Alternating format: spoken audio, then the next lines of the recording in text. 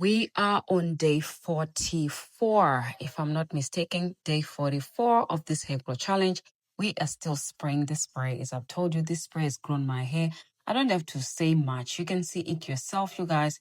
My hair has grown so much and it has thickened with this spray. As you can see, I'm no longer really oiling my scalp because my scalp is actually producing more oil. So there's no need for me of putting more oil on my scalp. So I'm not actually doing that. I think I will do that when I wash my hair. Okay, that's when I will apply oil. But right now I'm not doing the oil thing. I'm just massaging my scalp using the brush and also spraying the tea on my hair.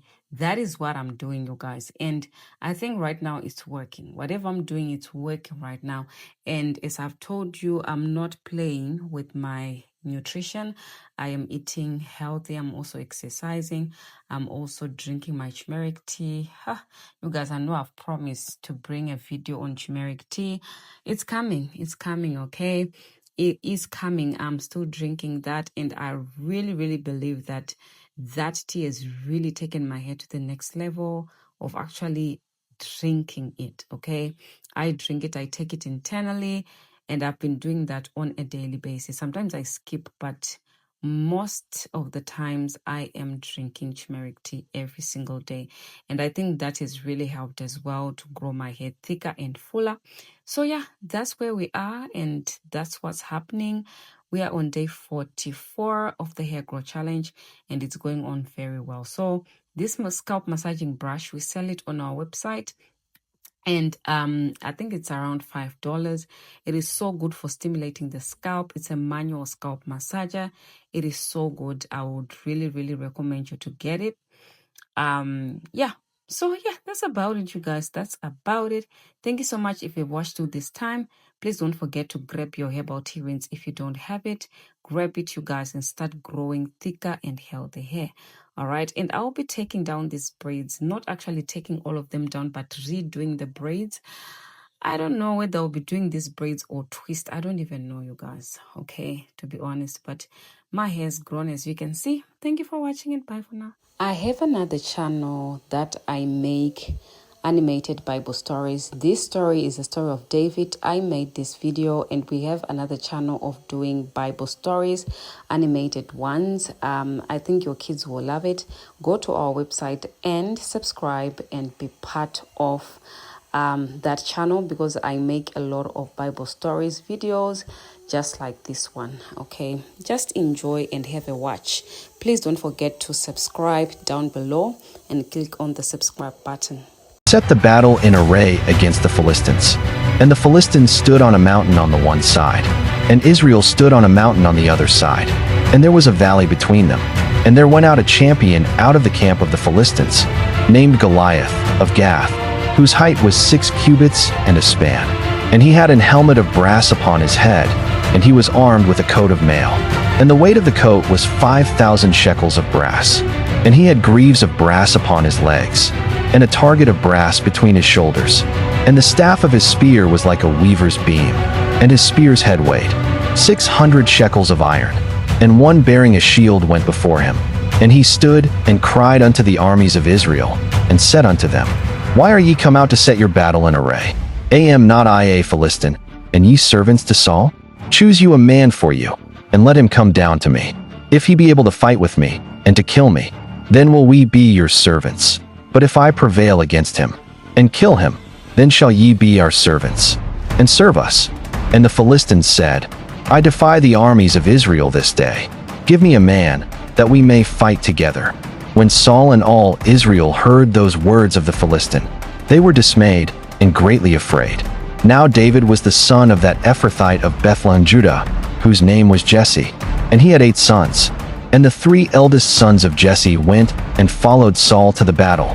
And the names of his 3 sons that went to the battle were Eliab the firstborn, and next unto him Abinadab, and the third Shammah. And Jesse said unto David his son, Take now for thy brethren an ephah of this parched corn, and these 10 loaves, and run to the camp to thy brethren. And carry these 10 cheeses unto the captain of their 1,000. And look how thy brethren fare, and take their pledge. So David rose up early in the morning, and left the sheep with the keeper, and took, and went, as Jesse had commanded him. And as he talked with his brethren, behold, there came up the champion, the Philistine of Gath, Goliath by name, out of the armies of the Philistines, and spake according to the same words, and David heard them. And all the men of Israel, when they saw the man, fled from him, and were sore afraid. David was not afraid of Goliath, for before ever he stood in the valley of Elah, before ever he heard the boast of the giant, David had faced a lion and a bear, as a shepherd in the wilderness. He had defended his father's flock with his bare hands and with unwavering faith. When the lion came, he pursued it. When the bear rose against him, he smote it. The Lord delivered him then, and David believed the Lord would deliver him again. This was the same David whom the prophet Samuel had anointed with oil in the midst of his brethren. The Spirit of the Lord came upon him from that day forward. Though still a youth, heaven had already chosen him. So when he stood among the soldiers and heard the defiance of the Philistine, fear did not take hold of him.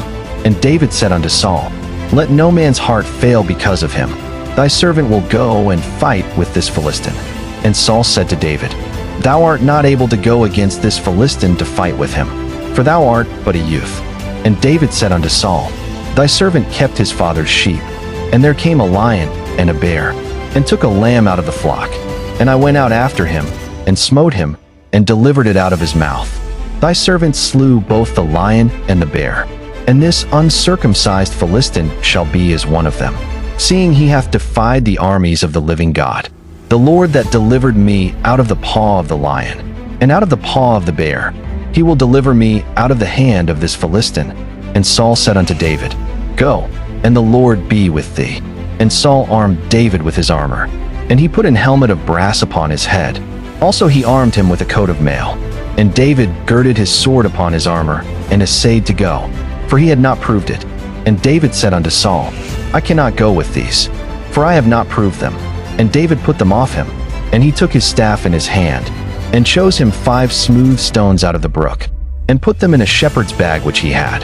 And his sling was in his hand, and he drew near to the Philistine.